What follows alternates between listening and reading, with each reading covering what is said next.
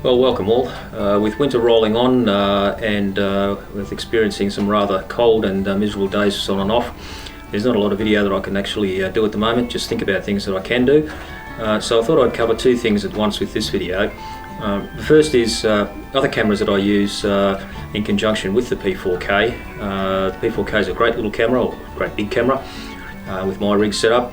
But it's not always practical in all situations. So I do have other cameras that I use, and one of those is the Olympus EM1 Mark II, and with the recent firmware upgrade that Olympus provided for the camera, it now shoots log, which is really good, so it gives you a lot more flexibility with the files.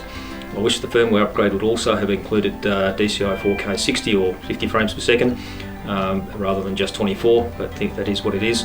That aside, this is a really good camera and excellent to use when I don't want to lug around the P4K, and with the image stabilisation provided by the EM1, it's almost as good as using a gimbal. So it's a very practical camera for some situations, and it's one that I use quite a lot. With this lens, I can use it for wildlife very nicely. It's a lens that I can attach to the P4K, but it's not really a practical thing to take on and off, so I prefer to use it on a different camera like this, where I can just put it on a tripod and do wildlife video a lot easier and with a lot less hassles.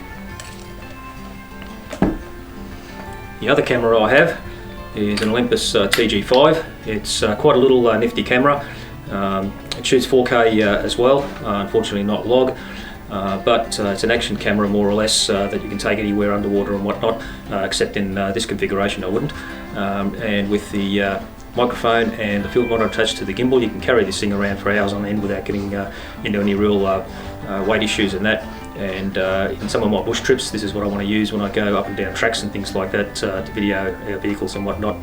And for that sort of use, it's a lot better. I could put the Blackmagic camera onto this, so I put the EM1 Mark II onto this, and it works reasonably well, but it's not a handy thing to come around. It's just basically too big. Once you start getting gimbals with heavy cameras and lenses, you might as well just have an easy rig or something like that. So this, to my view, is the ideal sort of camera for a gimbal, and the quality is actually very good.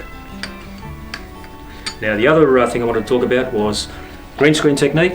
I've been playing around with that quite some amount of time, and decided to improve on situation a little bit with it. And since that, I've actually gone out and bought some better lighting for the background. These are very inexpensive LED strip lights and light stands. Total combination only cost me less than $70. And if you're interested in finding information about that, you can go to my blog. I've detailed all the things that I've done with that. So with that and the green screen, it's quite possible to do green screen techniques for under $100 Australian. So that's quite amazing given today's technology and all the rest, and what you can buy. It takes a lot of practice to get things just right. The lighting in the green screen itself can be fairly ordinary, if you want to use a word for that. But it's important to get things right all round. Lighting on the subject and everything else is an important thing, audio and all the rest. And perspective with the subject and the background does make it an important contribution towards the actual effect. So there's a lot of practice going on my part with that. And with winter, as I noted right through at the moment, I've got time to play around with that and get some ideas of what I can and can't do with this down the track when the weather improves. But it's quite an interesting little exercise regardless. So if you're interested in that, have a look at the blog and get details of what I've used for lighting, which is something that you can use for anything, not just green screen, and do it very cheaply really.